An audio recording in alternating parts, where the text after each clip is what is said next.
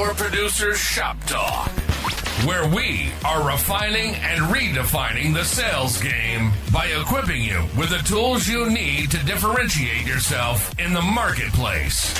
Listening to the podcast is only going to get you so far. Why not take your game to the next level? Check out Power Producer Basecamp on killingcommercial.com today.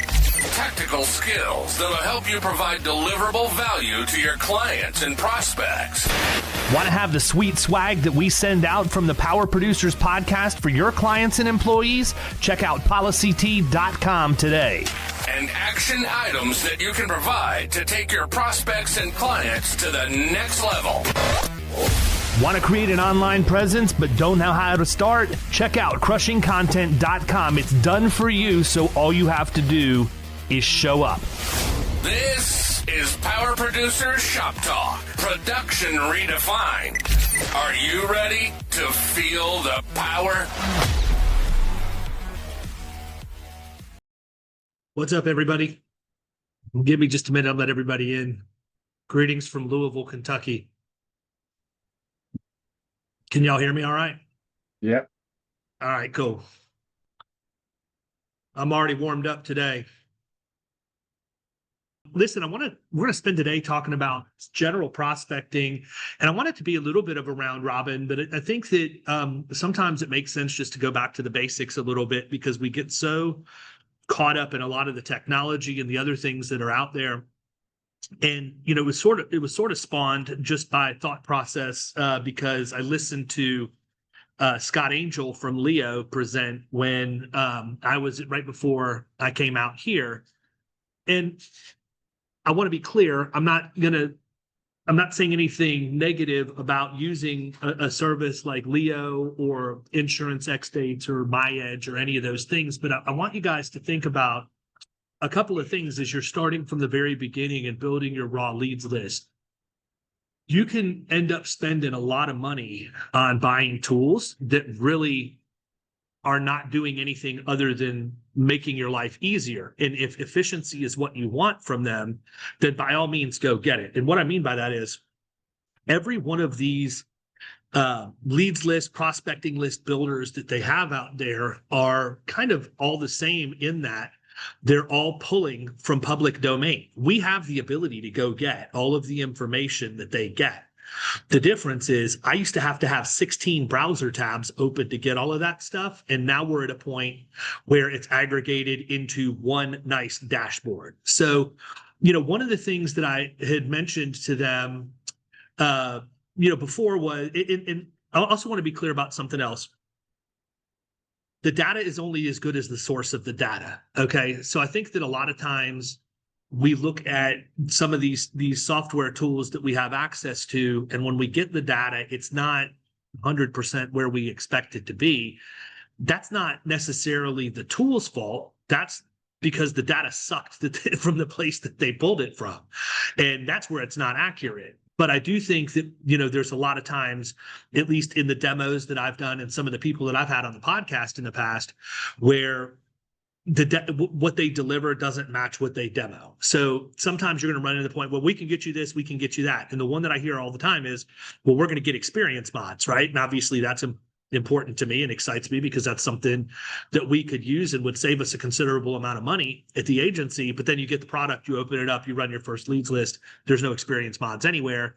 And it's like, oh, well, we can only get it for certain states. Well, great. You knew I was in Florida on the demo. Why didn't you tell me when we were on the demo? As opposed to, I don't give a shit if you can get mods in Tennessee or not. It doesn't do me any good because I don't write business there. So keep that stuff in mind. But I want to go back. And I really want to kind of talk about a couple of things. And I do talk about this a little bit in the prospecting videos inside of the community.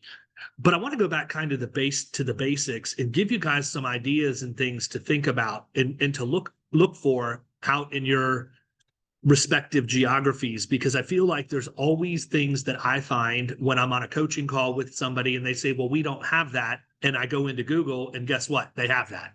They just didn't know they have that. And a great example of that is in the state of Texas, the database for workers' comp. A lot of agents that I've talked to in Texas had no idea that they have a subscriber database that's going to show them everybody that had an active workers' comp policy. And with a little bit of work in Google and clicking around, I can find that stuff. So there are things that you have in your geography that you can use as prospecting tools that you may or may not even realize are really good prospecting tools. And so one of the stories that I always tell when we get into this stuff is how I started out building my first prospecting list, my first leads list. And the principles behind what I did have not changed in 20 years. I mean, that's the one thing. Yeah, we can get flashy. We can come up with, cool drop stuff to leave behind. But when it comes to the nuts and the bolts of building a leads list of prospects and making sure you have your ideal prospect identified, that really has not changed. Technology is not going to change that. That's a demographic. And that's what we need to sell out to when we're building these lists. But that's the foundation for everything that we do. If we don't get that list right, it doesn't matter what software we have. It doesn't matter what technology we have. And I've talked to quite a few producers just over the last week or so where they're kind of struggling and they're looking for different ideas or inspiration on where they can go to get information that they otherwise, wouldn't know about. And so one of the things that I did early on, and this is why I always tell you guys, and I know that I told Cody this before, and his underwriter looked at him like he had an eyeball in the middle of his forehead and didn't know how to answer the question. And I actually just talked about this in front of the group of people that I spoke to today, and they kind of did the same because there were some underwriters in the room.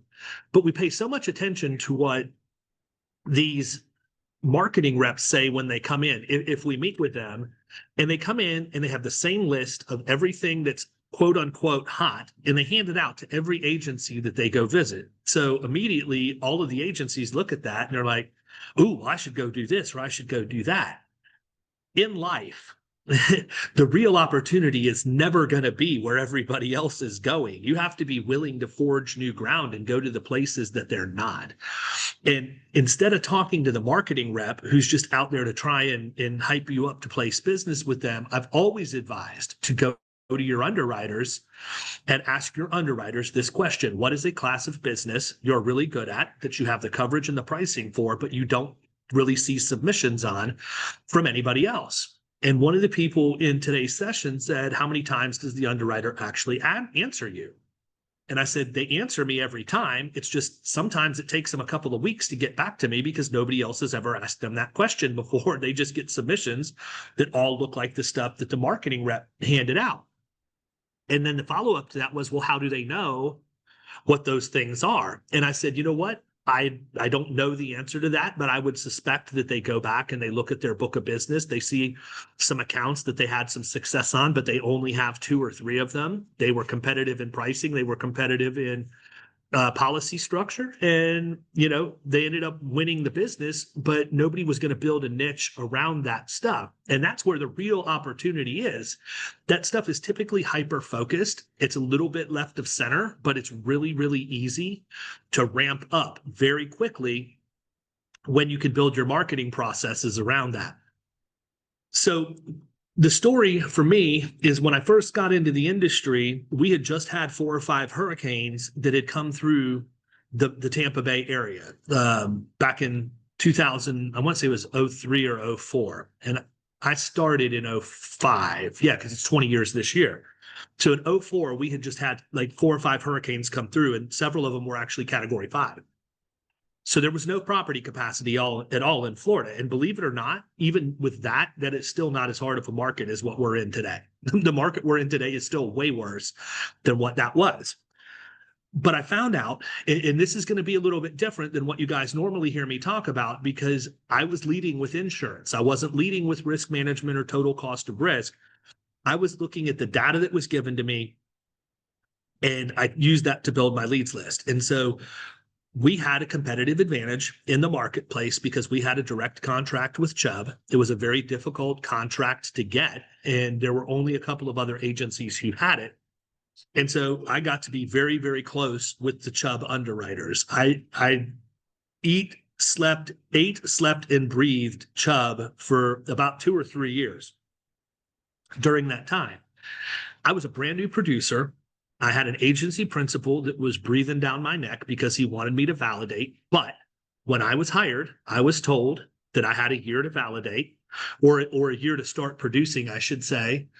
And it took me between 3 and 6 months to build my leads list. And as this was happening, I was getting the taps on the shoulder. Hey, we're not seeing any activity. We're not seeing activity.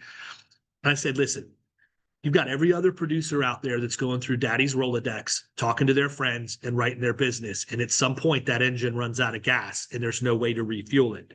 I'm building a system. I'm building a foundation that is going to continue to feed me long after everybody else fizzles out.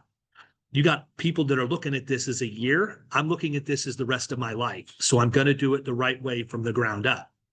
And if you're an agency principal, that stings a little bit to hear, because if you're investing in production, we want to see money coming in as quickly as possible. But sometimes the best things we can do for our producers is show them the system of how to build a prospecting list and database the right way and the marketing plan around it. And then that start to work, because the reality is, this is what I tell my team all the time. You're slowing down to speed up. That's the angle.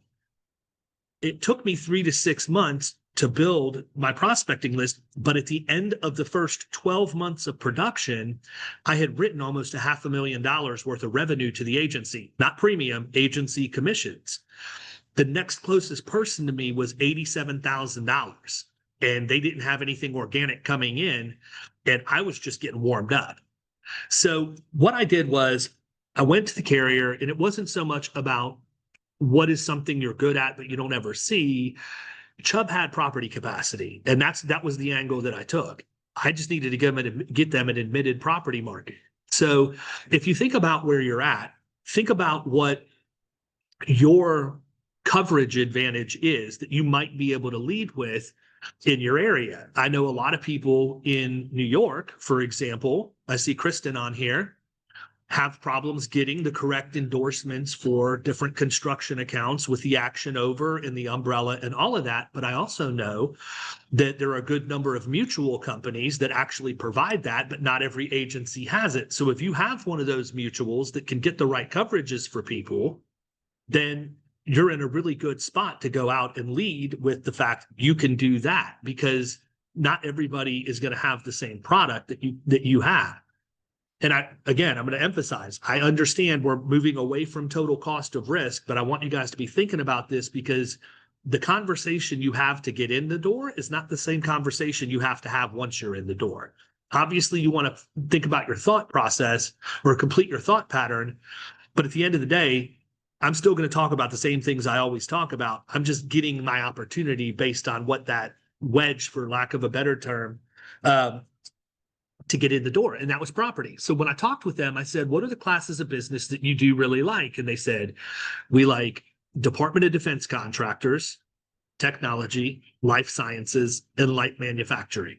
And those were the 4 classes of business. So of those things, I looked at them and said, what do we have a lot of here? Well, we actually had a lot of all 4 of them, but at that time I didn't realize that, but I focused on the light manufacturing stuff.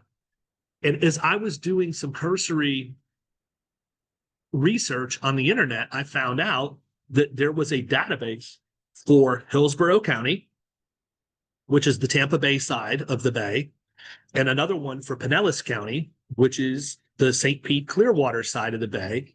And if you were a manufacturer, you had to have an occupational license with the county to operate as a manufacturer.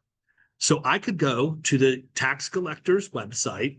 I could download in a list of everybody who had an occupational license for manufacturing.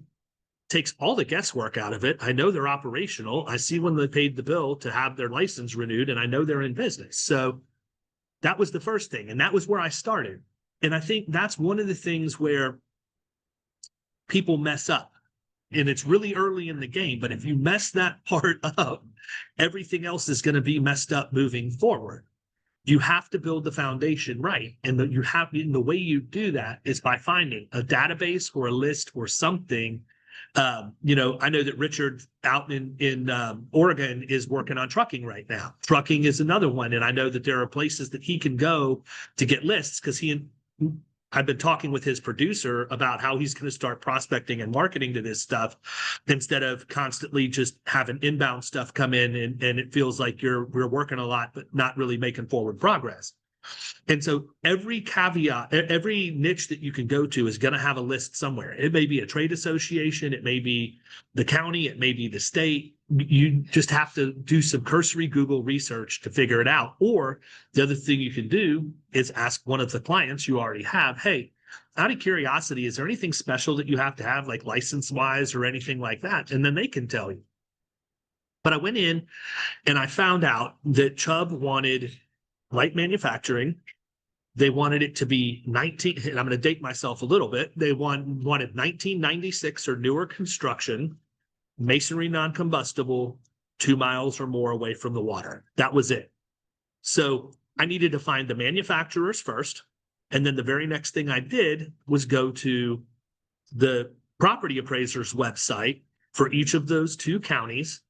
And we would begin going and looking up the buildings for every single one of those people that were on the list. Now, this is back before I knew anything about virtual professionals. So I was doing all of this working probably 18 hours a day. I'd get up, I'd go to the office, and then I'd come home and I'd do nothing but work on my leads list at night because I was trying to get through it.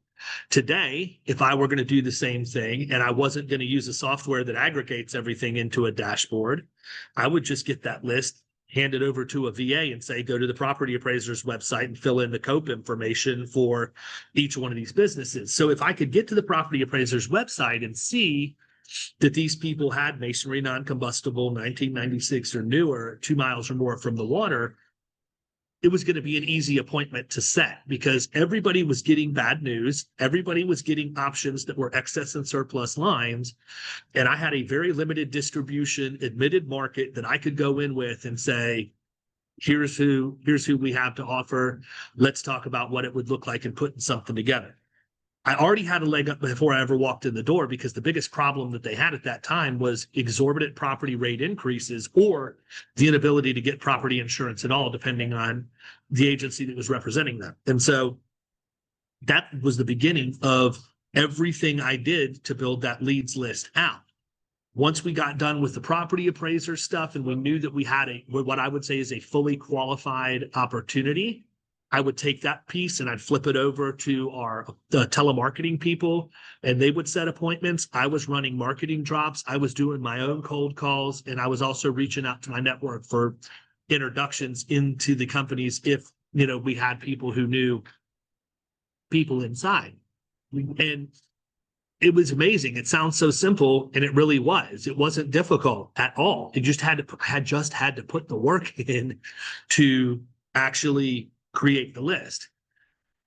I think there is this weird dynamic in our industry where people think you have to go through pain and suffering in perpetuity in order to feel validated and be successful. And what I mean by that is I've read David Goggins' book. I understand, the mentality and all of that. But my fundamental belief is our purpose in life is to figure out how to make our lives easier, not live in a perpetual hardship.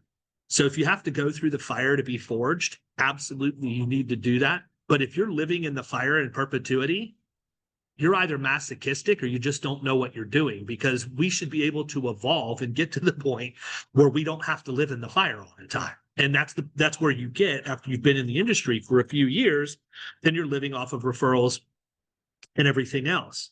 And so that was sort of my thought process. Let's camp out here. Let's build this thing one time. Let's do it right.